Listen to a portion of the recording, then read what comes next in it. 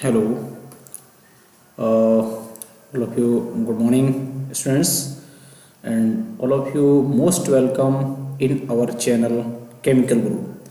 Dear students, अपने इस Chemical Guru channel पर क्लास 11th की केमिस्ट्री चल रही थी, जिसमें हमने आपको पार्ट 5 करा दिए थे। First chapter some basic concept of chemistry, और this is the part number 6। तो देखो पार्ट 6 में मैं यहाँ से स्टार्ट करता हूँ। सबसे पहले आज मैं लेता हूँ, टॉपिक होगा empirical formula and molecular formula. आज का जो टॉपिक है that is the empirical formula and molecular formula. तो बात करते हैं सबसे पहले कि एम्पिरिकल फार्मूला क्या है। बेसिकली अगर मैं एम्पिरिकल फार्मूला देखूँ तो एम्पिरिकल फार्मूला मीन्स होता है कि किसी भी मॉलिक्यूल का एक ऐसा फार्मूला जो उसके रिलेटिव नंबर ऑफ एटम्स को सिंपलेस्ट रेशियो में रिप्रेजेंट करे।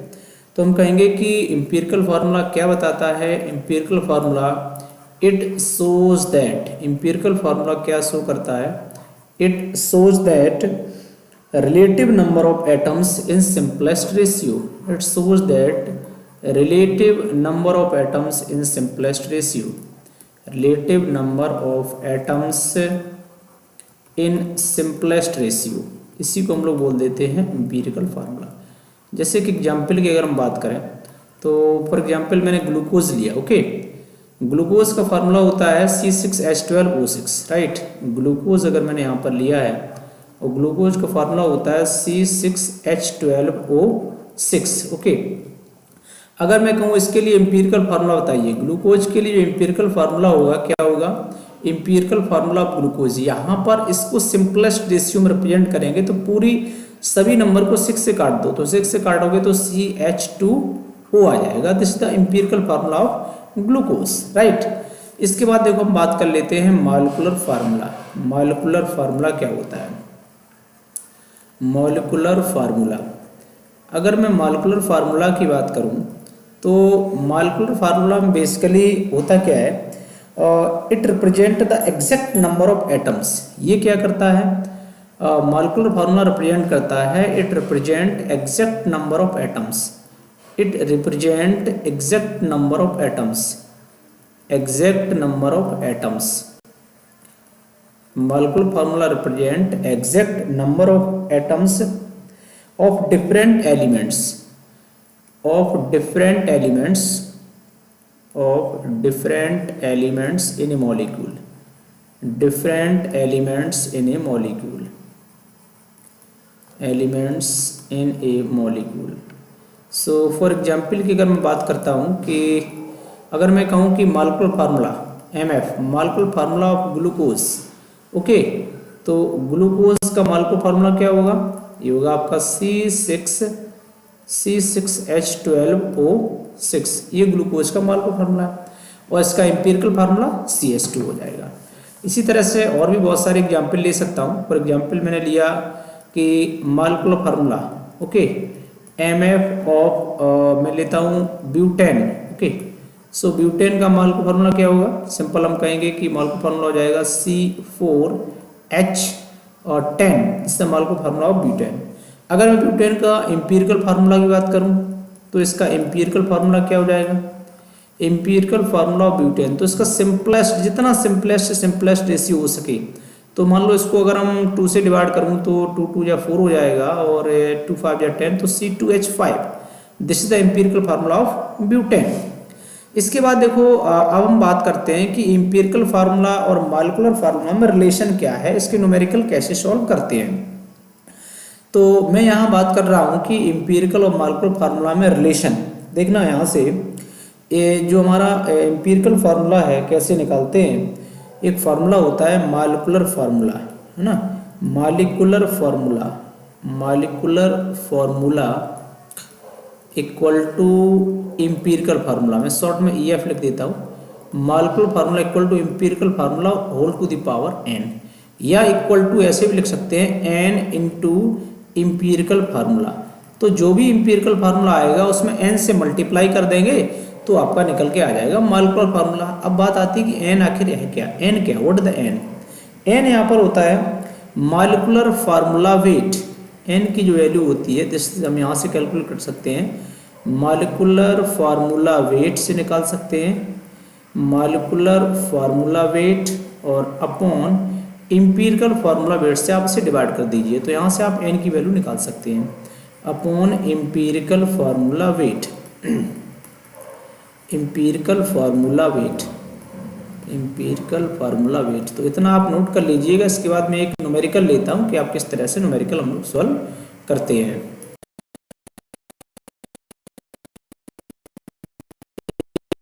Compound has 93.7%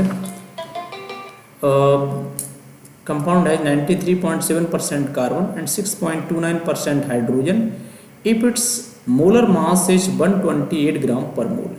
calculate its molecular formula. आपको इस न्यूमेरिकल में मॉलिक्यूलर फार्मूला निकालना है। तो देखो इस टाइप के न्यूमेरिकल्स को आप कैसे सॉल्व करेंगे, इसके लिए मैं आपको एक बहुत ही सिंपल सा बता देता हूँ तरीका। देखो इसके लिए क्या करेंगे, चलो लेट्स मैं एक टेबल ड्रॉ करता हूँ और यहाँ से एक सपोज दैट मैंने इसमें जो है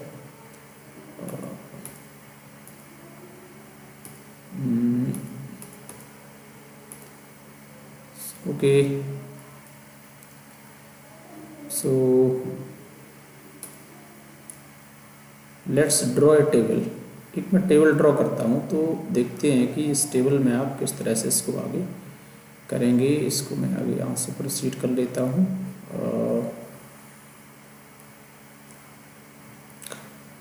ये मैंने यहाँ से एक टेबल ड्रॉ कर ली, और वैसे टेबल आप ना भी ड्रॉ करें तो कोई प्रॉब्लम नहीं है, सिंपल सा भी आप इस तरह से भी कर सकते हैं विदाउट टेबल के भी, नो प्रॉब्लम। तो देखो यहाँ पर लिखते क्या है, सबसे पहले लिखेंगे आप एलिमेंट कैसे सॉल्व करते हैं।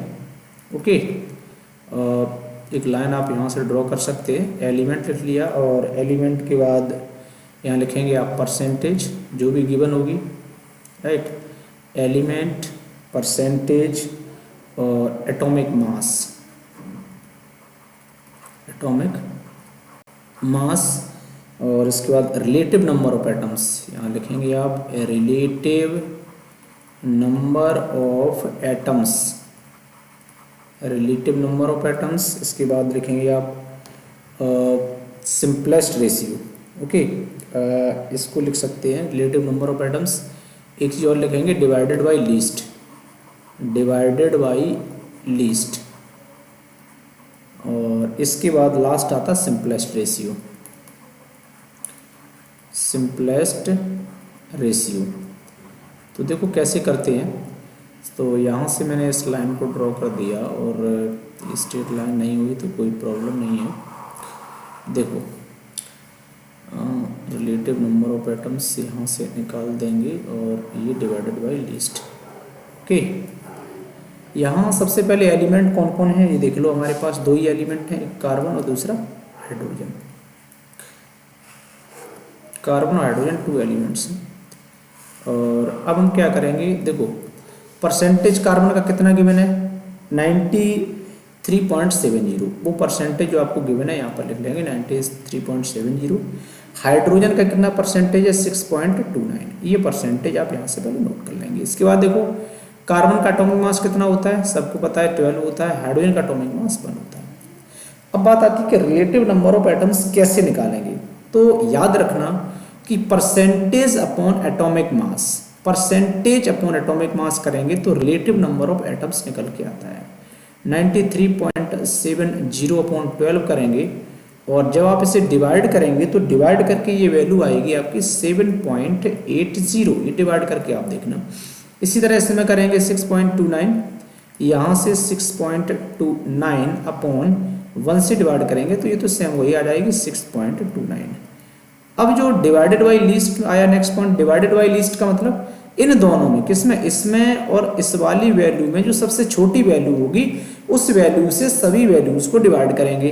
तो इन दोनों में सबसे स्मॉल 6.29 है तो क्या करेंगे 7.80 को हम 6.29 से डिवाइड करेंगे, इक्वल टू डिवाइड करने पर ये वैल्यू आती है 1.25। ओके और इसी तरह से जब इसको डिवाइड करेंगे 6.29 अपॉन 6.29, 6.29 अपॉन 6.29 इक्वल टू ये कितना आएगा 1। अब क्या करते हैं कि अगर कोई हमारा पॉइंट में वैल्यू आती है तो उस वैल्यू को हमारा टारगेट होता है कि कंप्लीट नंबर में कन्वर्ट करें। ओके, तो कंप्लीट नंबर में कन्वर्ट करने के लिए इसमें हमें कितने से मल्टीप्लाई करना है, 4 से इसमें मल्टीप्लाई करेंगे, और जितने का मल्टीप्लाई अगर हम ऊपर करेंगे उतने का ही मल्टीप्लाई इधर साइड में भी करना पड़ेगा। ऊपर में 4 का मल्टीप्लाई करेंगे तो ये कितना हो जाएगा, 5 हो जाएगा, ये इक्वल टू करेंगे तो ये 4 हो जाएगा। राइट, अब देखो कार्बन के कितने एटम हो गए, 5 हो गए। जब कार्बन के 5 एटम हो गए तो यहाँ से लिखेंगे इम्पीरिकल फार्मूला, यहाँ से लिखेंगे हम लोग जो है empirical formula, empirical formula short में EF लिख सकते हैं। इम्पीरिकल फार्मूला इक्वल टू क्या हो गया, C5, हाइड्रोजन के एटम कितने हैं, 4 हैं, C5H4। अभी अभी आपको याद हो तो हमने N की वैल्यू निकालने के लिए एक फार्मूला ऑलरेडी बता दिया था इसका। अच्छा, मॉलिक्यूलर मास निकाल दो, इसका जो इम्पीरिकल फार्मूला का मॉलिक्यूलर मास, ठीक है, तो हम कह सकते हैं empirical formula molecular mass, short में मैंने EFM लिख दिया है ना, empirical formula molecular mass. Empirical formula molecular mass क्या होगा, देखो कार्बन का 12 होता है, 12 5 या 60, और 60 + 4 64 आ जाएगा। राइट, और आपको कंपाउंड का मॉलिक्यूलर मास ऑलरेडी गिवन है, कितना है, 128 ग्राम पर मोल। तो यहाँ से आप N की वैल्यू निकाल सकते हैं। बोलो N की वैल्यू अगर निकालेंगे तो N इक्वल टू, अभी फार्मूला बताया था कि molecular formula weight upon empirical formula wait. Molecular formula wait कितना है, 128, okay, upon empirical formula wait कितना अभी निकाला आपने, 64, डिवाइड करो तो कितना आएगा, ये 2 आ गया।